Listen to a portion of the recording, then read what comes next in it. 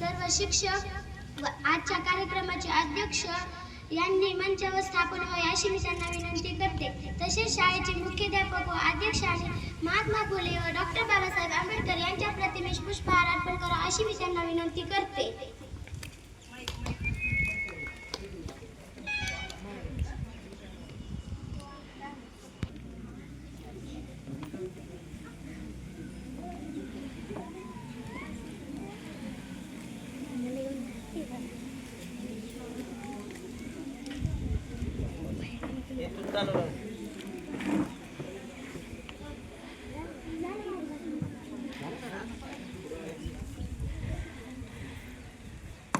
यापुढील कार्यक्रमाचे सूत्रसंचालन मी करणार आहे।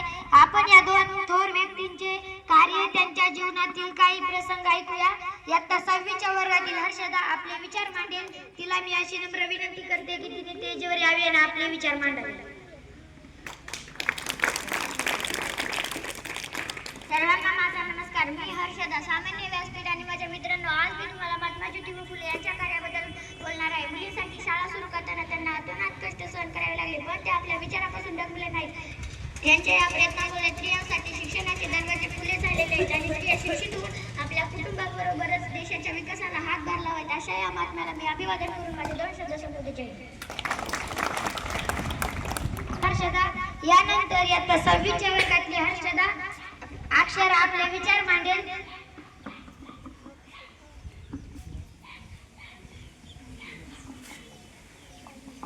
सर्वांना माझा नमस्कार। माझे नाव अक्षरा आहे। डॉक्टर बाबासाहेब आंबेडकर यांचे मूळ नाव भीमराव होते। त्यांचे वडील रामजी व्यासंगी व शिक्षणाविषयी हस्त असणारे होते। त्यांच्या प्रगतीवर त्यांचे बारीक लक्ष असायचे। त्यांचे पुस्तक वाचनामुळे त्यांना मनन चिंतन व वाचनाची सवय जडली होती। बुद्धिमत्ता उत्तुंग ज्ञान व अखंड वाचनामुळे त्यांच्या भारतीय राजघटनेचे शिल्पकार झाले। त्या शिल्पकाराला मी अभिवादन करून थांबते। जय हिंद। धन्यवाद अक्षर। यानंतर इयत्ता 6वीच्या वर्गातील चौरे पृथ्वीराज आपले विचार मांडेल।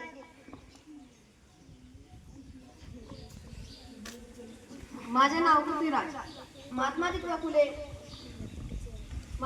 फुले यांना आपण महात्मा म्हणतो, कारण त्यांनी समाजासाठी देशासाठी प्रचंड कार्य केले। सत्यशोधक समाजाची स्थापना केली, विद्याभ्यास प्रोत्साहन दिले, अनाथालय काढली, सर्वांनी शिकावे या तळमळीने अहोरात्र झटले।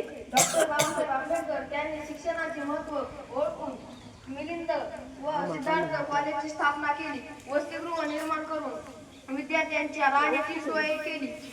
पुस्तकासारखा दुसरा मित्र नाही असा आपल्याला त्यांनी संदेश दिला। डॉक्टर बाबासाहेब आंबेडकर यांना भारतीय राजघटनेच्या शिल्पकार म्हणून ओळखले जाते। या 2 व्यक्ती आपल्यासाठी दीपस्तंभ आहेत।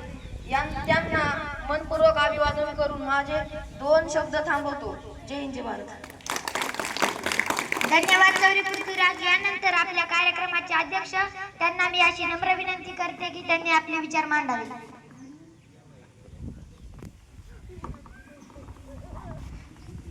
मित्रांनो, मला अध्यक्षपद दिल्याबद्दल सर्वप्रथम मी आपल्याला धन्यवाद देते।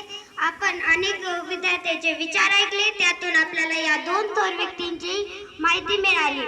कवी विंद करंकरांनी म्हटल्याप्रमाणे देणाऱ्याने देत जावे, घेणाऱ्याने घेत जावे, देणाऱ्याने देत जावे, घेणाऱ्याने घेत जावे, घेता घेता एक दिवस देणाऱ्याचे हात घ्यावे। या कडव्याचा अर्थ असा आहे की देणाऱ्याने मदत करत राहावी आणि घेणाऱ्याने मदत स्वीकार करावी आणि घेता घेता एक दिवस आपण पण त्याच्यासारखं करावं। महात्मा फुले व डॉक्टर बाबासाहेब आंबेडकर यांच्या कार्याने सेवेने प्रेरित होऊन ही शिक्षणाची गंगा घरोघरी पोहोचण्याचा संकल्प आपण करूया। आपण अनेक परिसरातील एकही विद्यार्थी शाळा बाहेर राहणार नाही यासाठी प्रयत्न करूया। एवढे बोलून मी माझे 2 शब्द संपवते। जय हिंद, जय भारत।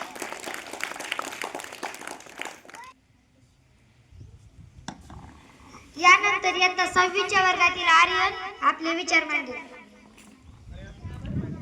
आभार मांडले.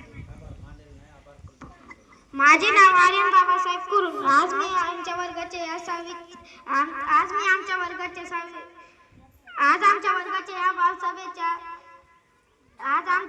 या बालसभेला मुख्याध्यापक सर्व शिक्षक वृंद उपस्थित राहिले त्याबद्दल मी त्यांचे आभार मानतो. आमचे वर्ग शिक्षक सर आम्हाला मोलाचे मार्गदर्शन केले. तसेच हा कार्यक्रम पार पाडण्यासाठी शाळेचे विवेकानंद मामा बाकी श्रीवाशी आम्हाला कामात खूप मदत केली. म्हणूनच आम्ही ह्या सभागृहाची सजावट, मंच व्यवस्था, मुलांची बैठक व्यवस्था करू शकलो. त्याबद्दल मी त्यांचे आभार मानतो. पंकजा व स्वरांजली अतिशय छान सूत्रसंचालन केले. यशस्वी व समीक्षा यांनी व्यासपीठ व्यवस्था केली. तुषारने ध्वनी व्यवस्था केली. या सभागृहात तुम्हाला महात्मा फुले व डॉक्टर बाबासाहेब आंबेडकर यांच्या जीवनावरील प्रसंगचित्रे रेखाटून दिसत आहेत. कुमुद, संपदा, प्रफुल्ल व चिन्नप्पा यांनी ही प्रसंगचित्रे रेखाटली आहेत. त्यामुळे बालसभेची वातावरण निर्मित सुरेख झाली. तसेच आपल्या सर्वांची मी 6वीच्या वतीने आभार मानतो व कार्यक्रम संपला असे आदेशाच्या वतीने जाहीर करतो. जय हिंद, जय भारत.